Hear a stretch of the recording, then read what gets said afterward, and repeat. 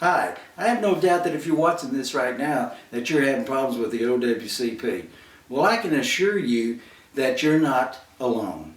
The light at the end of that tunnel is not a train called the OWCP. That light is hope, because you do have hope and you do have a chance to prevail with the OWCP. The Federal Employee Compensation Act, when it was signed into law by Theodore Roosevelt, specifically states it is not to be an adversarial process. But over the years, because of these all-powerful claims examiners who administer it, believe me, it has become that way.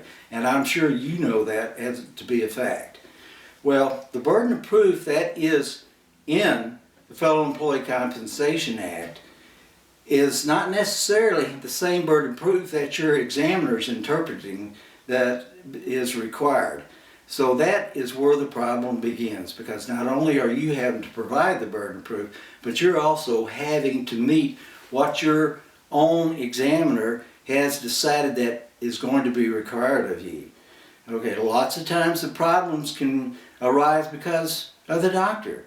Reports that doctors can write that are acceptable in the private sector or even in the state is never going to make it with the OWCP, because it's not what your doctor says, but it's how he says it.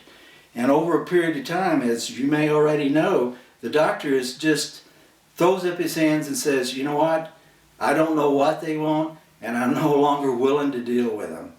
Well, that certainly can be a problem, but I'm here to tell you that based on my experience, I understand the nuances of the OWCP, and I can explain it to a doctor, and where he can put those words and phrases that come directly out of the FIC into his report, which is going to make it solid and probative. My name is Lonnie Boylan. I'm a retired journeyman claims examiner with the OWCP, and again, as I previously stated, yes, there is hope for you, and I can help.